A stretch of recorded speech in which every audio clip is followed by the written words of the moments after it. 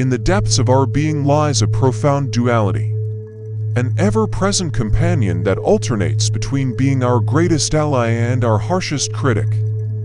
This enigmatic force is none other than the inner critic, a powerful voice that shapes our perception of ourselves and the world around us. The inner critic launches a relentless assault on our thoughts, emotions, and actions, impacting every aspect of our lives. As spiritual master Eckhart Tolle observed, the primary cause of unhappiness is never the situation, but your thoughts about it. The inner critic distorts our perception, amplifying negative self-talk and diminishing our self-worth. Its influence seeps into our relationships, work, and personal well-being, perpetuating a cycle of self-doubt and dissatisfaction. Spiritual growth is intimately intertwined with our ability to transcend the limitations imposed by the inner critic. As the great mystic Rumi once proclaimed, "The wound is the place where the light enters you." The inner critic, with its barrage of judgments and fears, acts as a formidable barrier to our spiritual evolution. It hinders our connection with the divine, obscuring the inner wisdom and compassion that lead to true transformation. To embark on a journey of spiritual transcendence, we must recognize the illusory nature of the inner critic.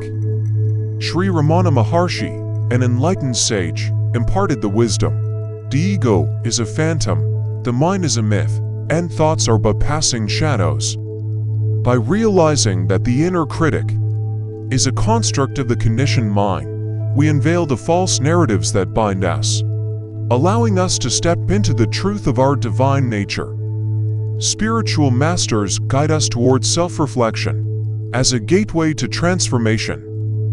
The Zen Buddhist teacher Thich Nhat Hanh reminds us, to be beautiful means to be yourself.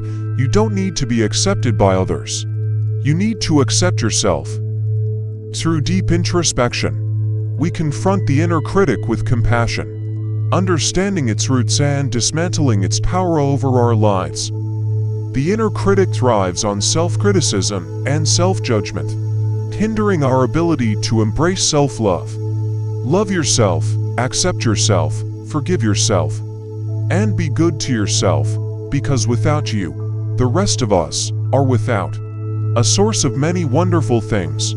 By replacing self-criticism with self-compassion, we create a nurturing space for growth and healing. Through self-love, we dissolve the power of the inner critic, opening ourselves to divine grace and inner transformation.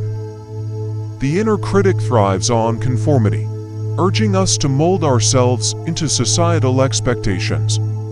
Yet, the mystic poet Hafiz inspires us with his words: "Stay close to anything that makes you glad you are alive." By embracing our authentic selves, we disarm the inner critic and embark on a spiritual journey of self-discovery and growth.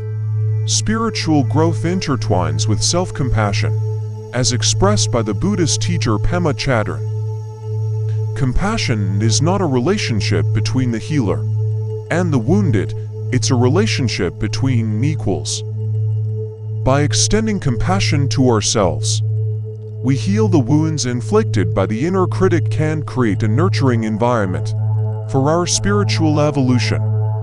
Sages such as Thich Nhat Hanh remind us of the importance of cultivating inner stillness. As he said, "Silence is essential. We need silence just as much as we need air, just as much as plants need light." Amidst the clamor of the inner critic, finding moments of silence and stillness becomes crucial. In this sacred space, we detach from the critic's voice, allowing the wisdom of our higher self to guide us towards spiritual growth and liberation. As we delve into the realms of spirituality and mysticism, we come to understand that the inner critic is not an adversary to be conquered, but a teacher to be embraced. In this sacred process, we transcend the limitations imposed by the inner critic, uncovering the radiant essence of our being and stepping into our full potential. Remember, Within you lies a reservoir of infinite wisdom and love that transcends the whispers of self-doubt.